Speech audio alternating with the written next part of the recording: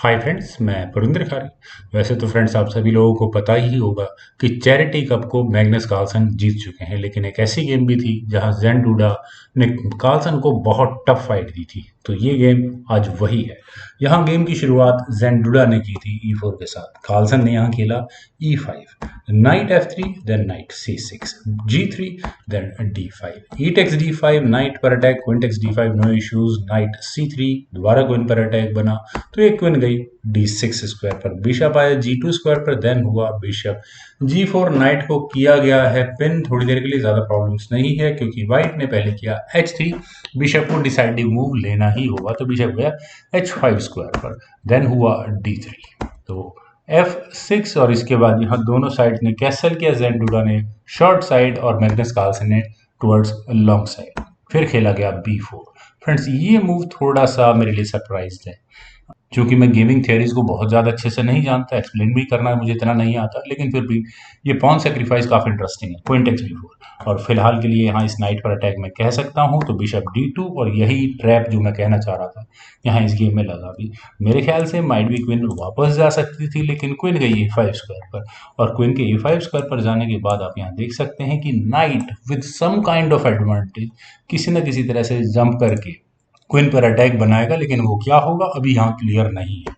A3 का move यहाँ पहले जेन किस्ट्रॉफ डूडा ने चला, then knight at g goes to E7, तो रुक आया E1 स्क्वायर पर, bishop F7, then knight E4 square पर। फाइनली वही काम हुआ, यहाँ इस क्वीन पर अटैक बना। इस क्वीन के जाने के लिए काफी स्क्वायर्स अवेलेबल थे, लेकिन यहाँ ब्लैक ने अपनी क्वीन को रखा A4 स्क्वायर पर, और चूंकि यहाँ बिशप की फायरिंग या टेकिंग लाइन फिलहाल के लिए बंद है तो नाइट C5, दोबारा इस क्वीन पर अटैक बना तो क्वीन गई B5 स्क्वायर पर, देन हुआ बिशप B4, और यहाँ इस नाइट पर अपने डिफेंस किया गया। लेकिन फ्रेंड्स यहाँ से एक और काफी इंटरेस्टिंग वेरिएशन बनता है जो मैं डिस्कस करना चाहूंगा।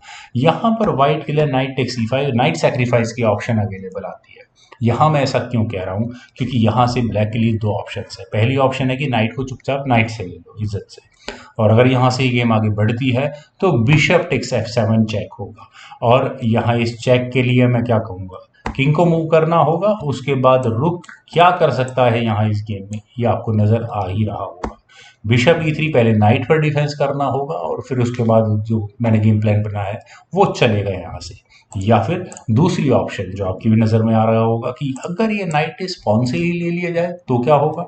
चलिए एफ टेक्स E5 एक बार करके देखते हैं। अगर एफ टेक्स E5 के बाद यहाँ ये गेम आगे बढ़ानी है तो व्हाइट यहाँ क्या करेगा, व्हाइट एक बहुत ही अच्छी सी चेक देगा, क्वीन को G4 स्क्वायर पर ले जाकर किंग को मूव करना होगा। उसके बाद होगा नाइट टेक्स B7, और नाइट टेक्स B7 होने का मतलब क्या होता है कि फिर दोबारा इसी क्वीन को पिन करने का इरादा। खैर फ्रेंड्स वो नाइट सेक्रीफाइस काफी इंटरेस्टिंग था, लेकिन गेम पर चलते हैं। गेम पर खेला गया bishop B4, then knight takes B4, a takes B4, और जेन डूडा की प्लानिंग ही यही है कि किसी भी तरह से यहाँ क्वीन के सामने कुछ इस प्रकार का मूव रखा जाए। वैसे तो फिलहाल रुक डायरेक्टली जा सकता था, बट दैट्स ओके।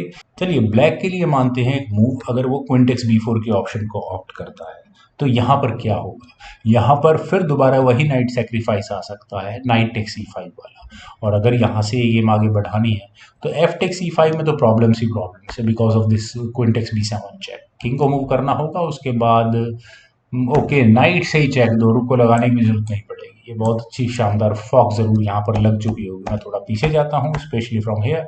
अगर यहाँ क्वीन टेक्स C5 के ऑप्शन का आउट किया जाएगा तो क्या होगा, तो यहाँ होगा नाइट टेक्स F7, बिशप मिलेगा, और साथ ही साथ यहाँ इन दोनों रुक्स पर फॉक लगेगी और एडवांटेज में यहाँ पर व्हाइट होगा। काफी इंटरेस्टिंग ऑप्शन थे, लेकिन गेम पर चलते गेम में यहाँ हुआ था knight C6, that's okay.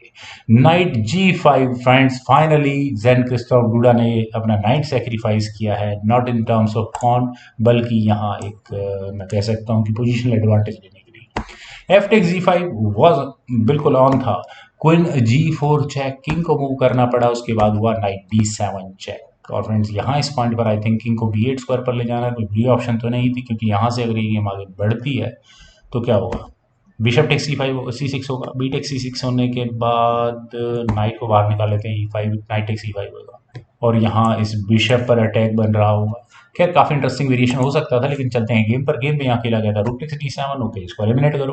Queen takes D1। यहाँ पर 2 नाइट्स देने के बाद आखिर व्हाइट को क्या मिला? सिर्फ एक रुक, लेकिन क्वीन कहाँ जा पहुंची है वो भी एक बहुत देखने वाली बात है। और बिशप का टारगेट क्या लगा हुआ है वो बहुत ज्यादा इंटरेस्टिंग है। खैर बिशप टेक्स B4, और यहाँ ये बिशप अभी भी अंडर थ्रेट है। फिलहाल रुक पर अटैक है तो ये रुक गया B1 स्क्वायर पर, और फिलहाल इसी बिशप को पिन किया गया है। और इरादा क्या है? सी पॉन को आगे पुश करके बिशप पर अटैक बनाने का। और फिलहाल व्हाइट का अटैक यहाँ दूसरे लाइट स्क्वायर बिशप पर भी है। इट मीन्स मैग्नस कार्लसन के दोनों बिशप्स अंडर थ्रेट है। तो ब्लैक क्या करे? I think knight D4 could be an good option. Queen exchange offer होता, लेकिन queen takes F7 was really on then. लेकिन यहाँ पे खेला गया F5 और बिशप पर अपने डिफेंस किया, लेकिन फायदा नहीं है क्योंकि होना तो यही है ना। वेल यहाँ क्या किया जाए? क्वीन टेक्स F7 मेरे ख्याल से कर लेना चाहिए था डूडा को, कोई क्यों नहीं किया आई डोंट नो। लेकिन यहाँ खेला गया बिशप टेक्स C6। काफी इंटरेस्टिंग मूव आया है। और अब ब्लैक क्या करे? I think queen takes B6 हो सकता था। अगर यहाँ से ही गेम आगे बढ़ती है तो बिशप लिया जा सकता था, या फिर मैं दूसरा कहूँ कि क्वीन टेक्स C6 होता है और बी टेक्स C6 होने के बाद होगा रूक टेक्स A5। पॉन लिया जाएगा, बिशप लिया जाएगा एंड दैट्स इट। और डिस्ट्रॉय हो चुकी होगी यहाँ पर पूरी तरह से ब्लैक की गेम। खैर दूसरी ऑप्शन क्या है? दूसरी ऑप्शन बी टेक्स C6 की भी तो है, लेकिन बी टेक्स C6 के बाद तो वही होगा क्वीन टेक्स F7, बिशप जाएगा। खैर यहाँ पर खेला गया ब्लैक के द्वारा क्वीन B6। और फ्रेंड्स यहाँ इस पॉइंट पर मेरे ख्याल से जिस तरह का अटैक बन चुका है, I think queen takes F7 अब इतना इंपॉर्टेंट नहीं रहा ज़ेंडुला के लिए। यहाँ खेला गया पहले C3, बिशप पर अटैक बना, और क्या करें? क्वीन टेक्स C6 तो फिर वही दोबारा सारी गेम आती है निकल कर। रुक F8, और यहाँ इस बिशप पर अपने डिफेंस किया, लेकिन क्या किया जाएगा? सी टेक्स B4 तो होना ही होना है। सी टेक्स B4 होने के बाद क्वीन टेक्स C6 करना चाहिए था, अब कर लेना चाहिए था। क्वीन टेक्स C6 होता, लेकिन अगर यहाँ से ही गेम आगे बढ़ती है तो b takes C6 then a takes B5 with check, और किंग मूव होता कुछ इस जगह पर। उसके बाद काफी इंटरेस्टिंग गेम बनती, लेकिन खैर यहाँ पर पहले खेला गया मैग्नस कार्लसन के द्वारा, वो था A4 का मूव। लेकिन फाइनल मूव यहाँ पर ज़ेंडुडा का आया, वो था क्वीन E7 का। और यहाँ इस मूव के बाद रिजाइन करना पड़ गया मैग्नस कार्लसन को। Friends can you believe it? इतने प्रेशर में मैग्नस कार्लसन इस गेम को खेल रहे थे वही फाइनल्स की। अब कार्लसन के सामने प्रॉब्लम है कि वो रुक को बचाएं, बिशप को बचाएं। चलिए रुक बचा लेते हैं या एक बिशप ले लेते हैं। क्या क्या यहाँ इस गेम में खेला जाएगा? खैर फ्रेंड्स मुझे काफ़ी अच्छी गेम लगी। उम्मीद है आप सभी लोगों को ये गेम जरूर पसंद आई होगी। तो आप लोग इस वीडियो को लाइक करें, शेयर करें, और मेरे इस यूट्यूब चैनल चैनल को प्लीज सब्सक्राइब जरूर करें। आपके कमेंट्स का मुझे बेहद इंतजार रहेगा। Thank you for watching and bye for now.